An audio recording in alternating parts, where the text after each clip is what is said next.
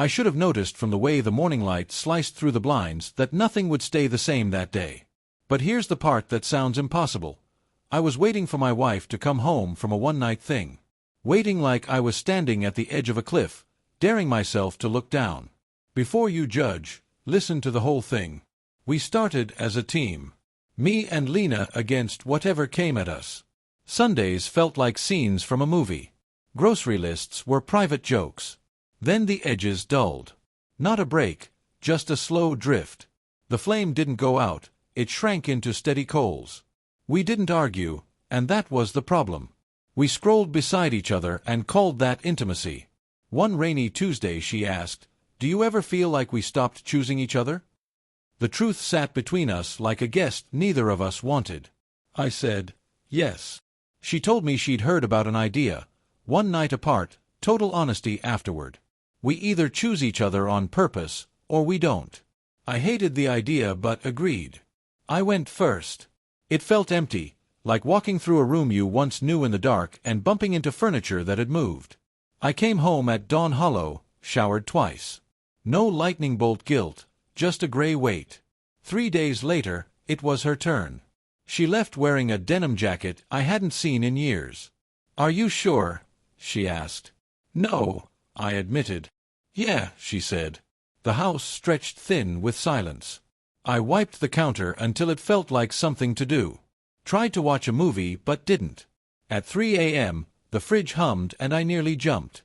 At 5:41, I took a small black box from the drawer and set it on the table. 2 weeks earlier I'd bought it, intending to plan something special. Instead I placed it there in that gray morning like a small altar. At 6:02 the key turned. She stepped in with quiet feet and a half-smile more in her eyes than her lips. Her cheeks were flushed. She saw the box and froze. The smile dropped like a curtain. "What is that?"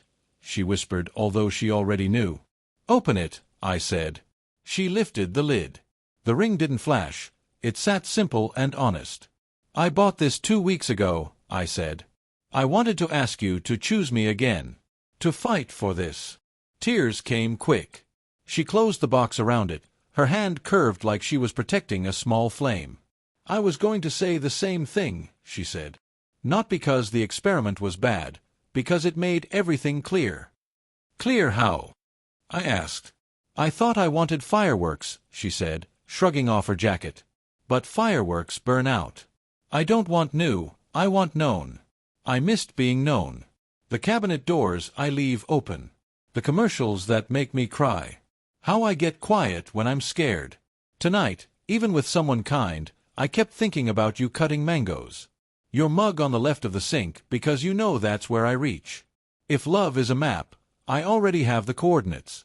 I just got lost to test it." She looked at the box. "So what do we do?" I asked. "We tell the whole truth," she said. "No defenses. Then we decide." The box sat between us like a small, patient guest. I told her how lonely it felt to sit beside her. How silence had become worse than a fight. How I feared rejection turning into a habit. I said my night tasted like cotton, like watching a sunset through dirty glass. I admitted I'd been jealous of whatever version of her laughed louder with someone else. She listened like she was memorizing me. She said she felt invisible beside me, not because I'd neglected her, but because the mirror in my eyes had dimmed. Flirting with me felt pointless, a paper airplane into wind.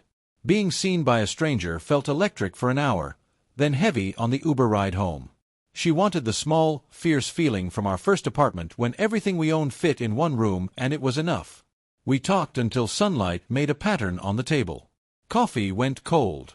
We didn't stop. At some point I set the box on the arm of the couch like a patient cat watching. By evening I boiled pasta and she chopped garlic. The old rhythm returned, passing spoons, friendly elbow nudges, laughing when the smoke alarm squealed. After dinner I kissed her without planning it, clumsy and honest. She pulled back. "Ask me," she said. So I opened the box. "Lena, will you choose me?" Not like the first time, not because it's easy, but because you know exactly what I am and what I'm not. Choose the grumpy mornings, the late nights, the parts of me that feel like furniture and the parts that still surprise you. Choose me and I'll choose you back every day. Yes, she said, finally letting the tears come, and then smiled with conditions. Weekly truth, Sunday walks, one best thing and one worst thing each day, no arguing until we get home. Planned spontaneity, surprises on the calendar. And we only sleep with each other, even in our heads. If someone else comes along, we tell each other and walk them out together. Deal. When the ring slid onto her finger, nothing exploded. It was settled, right? We celebrated by taking out the trash at midnight, whispering in the hallway like teenagers. By brushing our teeth and bumping elbows, going to bed early with hands linked and heart steady. She'd come back from a one-night stand and found a ring box on the table. It shocked her. It shocked me too, because of what it pulled out of us. Not a dramatic fight, not a grand apology, but a door we both chose to walk through at the same time. If you think love is clean, it isn't. It's messy and loud and sometimes foolish. It breaks promises and makes better ones.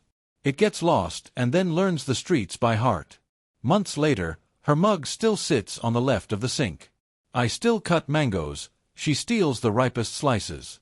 On Sundays we walk until we name the best and the worst, and sometimes they're the same. Shadows still pass, and we say them out loud and keep moving. We don't let the shadow drive. That morning with the box on the table, the day undecided, we didn't make a confession as much as a promise. That's the story. If you're still listening, ask yourself, when the silence grows loud, what are you brave enough to put on the table?